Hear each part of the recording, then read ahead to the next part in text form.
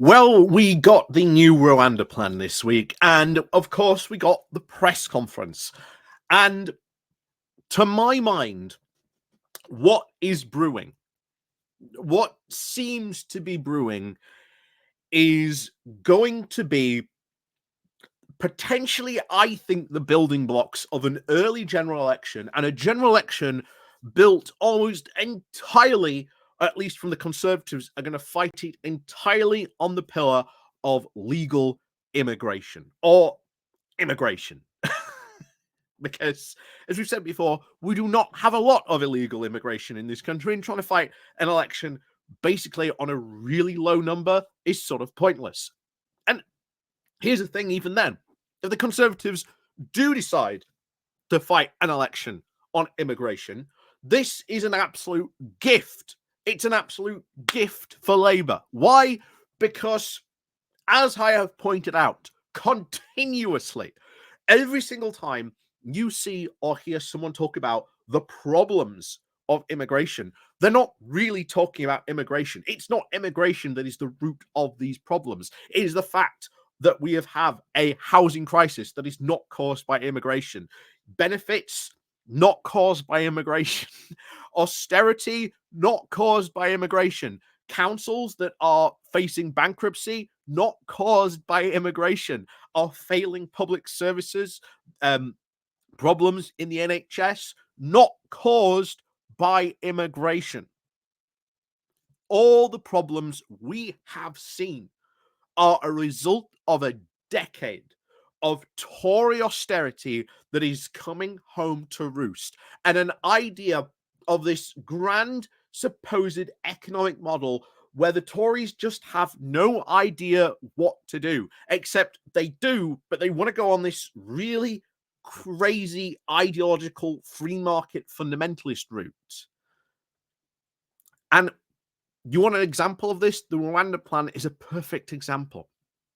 Instead of thinking, well, if the Rwanda plan didn't work, maybe then we should have a look at our asylum system and how we can fix the asylum system, and to reduce those numbers. Because part of the reason why we have big numbers at the moment is the fact that we just are not processing people.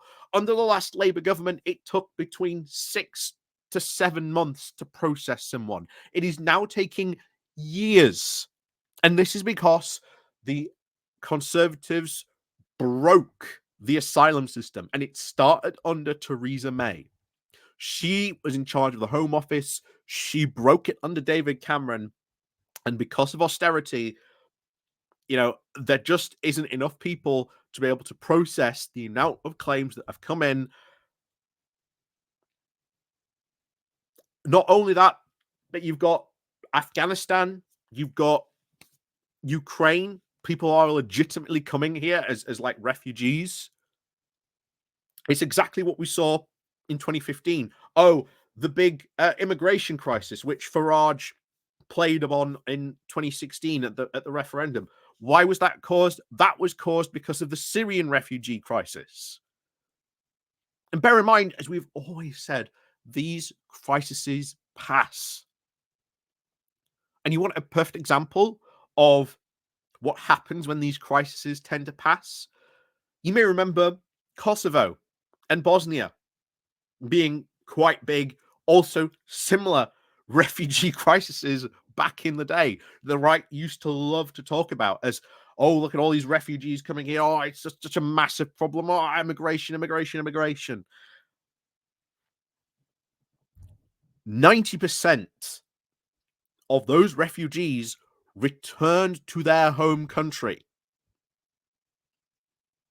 90%.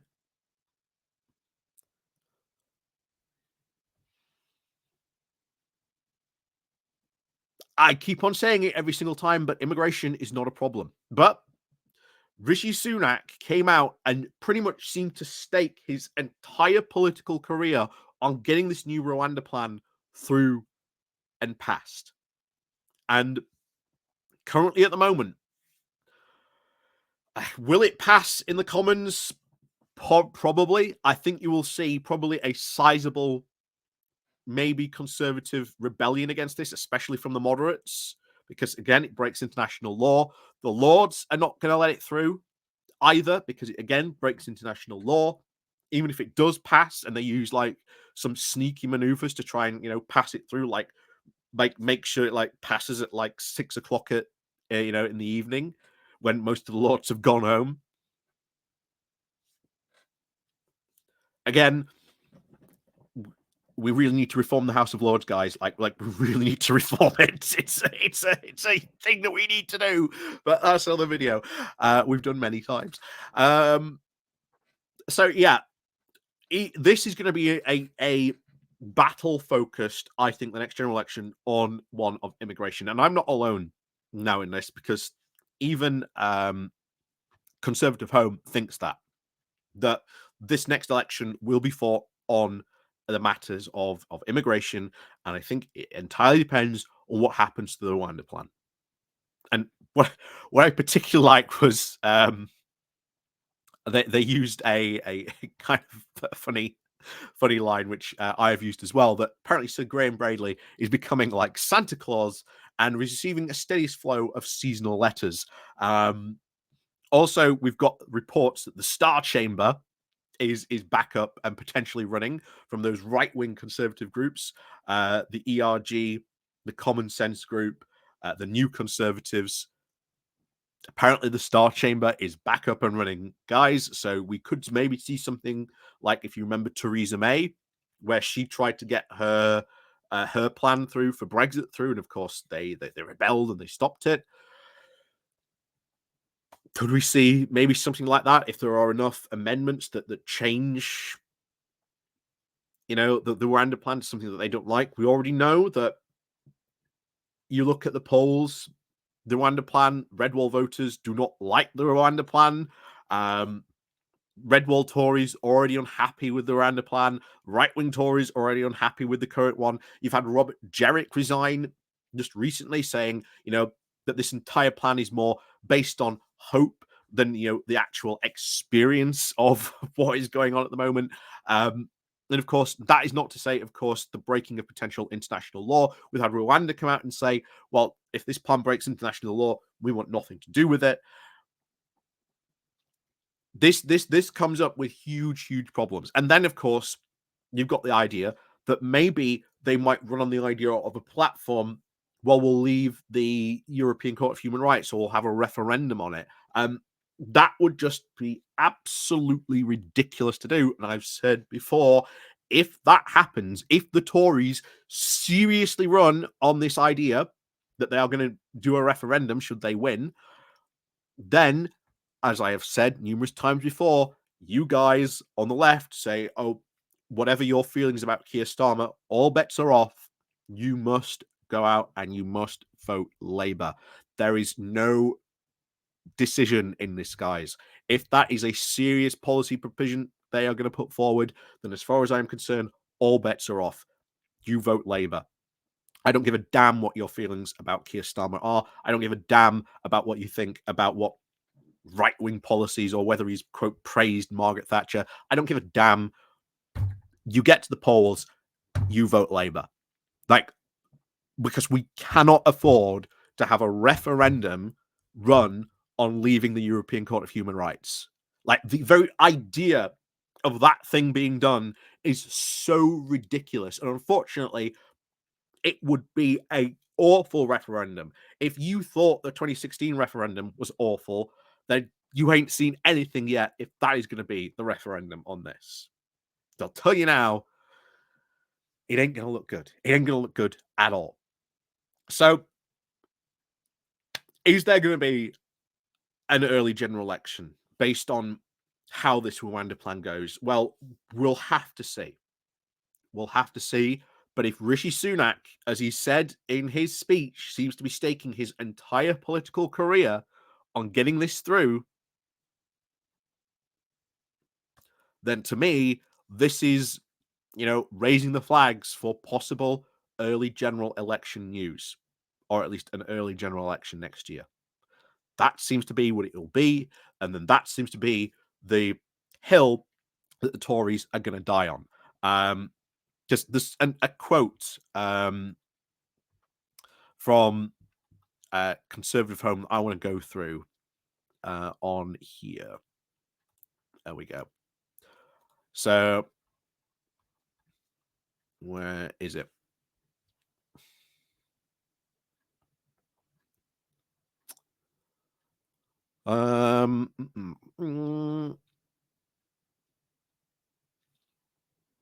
So, yeah, this is it. I like this. So, quote, again, this was in the article on the top. If our survey is right, some 7 of 10 Tories want to leave the European Court of Human Rights. These are the people who will decide the Conservative leadership election now, and it is likely to take place after the next general election. He then says, the commenter says, I'm sorry, but they are mad if they do. Do they fully realize that the ERC is the last bastion against government overreach and one that we personally led to be set up? Rwanda is a £150 million pony show and does nothing to curb the asylum numbers of its own 100 to 200 at the most, with reciprocal refugees coming from Rwanda. Plus, anyone we send over, we pay for 5 years. Bear in mind, not a lot of people even realize that. The Conservatives have tried to deny this constant fact that we've got to take refugees from Rwanda. And then, of course, we're paying for them, those refugees, for the next 5 years. Why not just have them here where they can be working and paying into the system and improving our economy?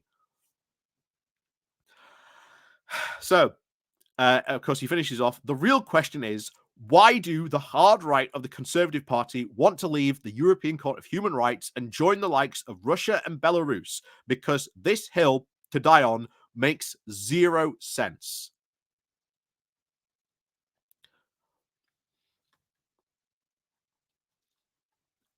And then you've got parts of the Rwanda plan where we when we make Rwanda promise that they're not going to do anything bad to refugees, which Rwanda, bear in mind, has a pretty bad history of doing so.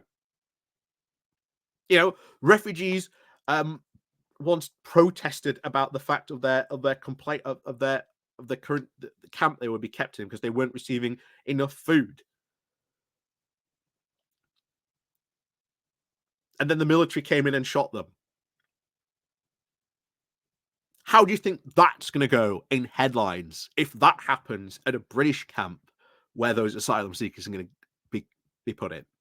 Because I'll tell you now, every single country that has tried this offshoring system, it has failed. It failed catastrophically for Australia. It failed miserably for Israel. You've had other countries like Germany that looked at the idea, considered it, and then went, maybe not.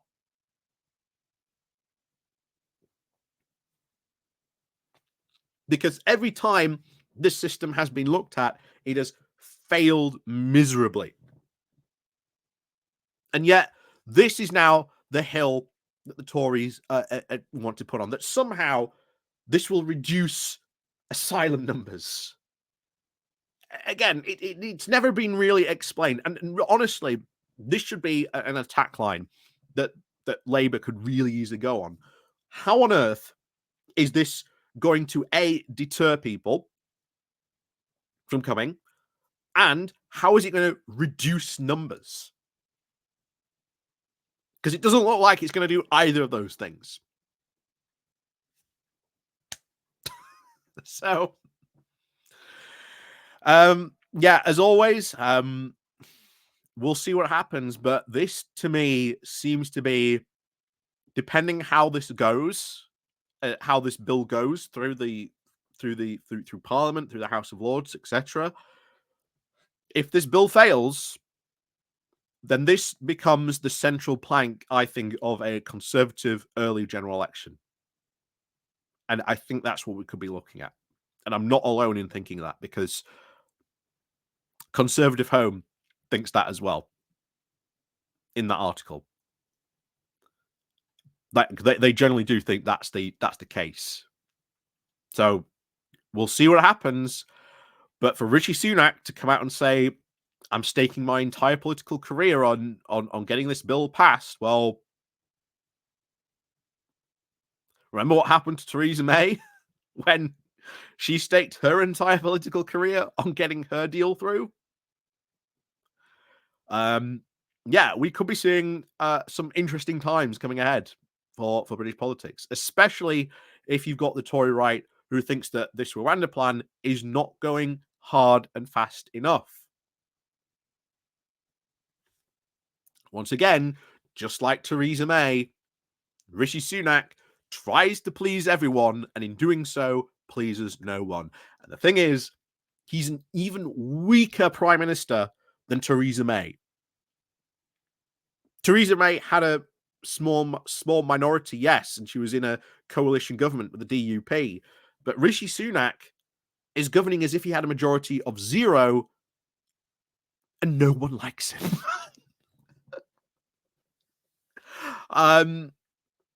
So yeah, early general election, quite possibly. We'll see how this all goes, but we'll keep an eye out on how this happens, because I think that could be the point. I think this could be the defining feature. If this bill fails, whatever, we're talking early general election. So, as always, thank you very much for watching, and of course, as always, we'll see you all next time.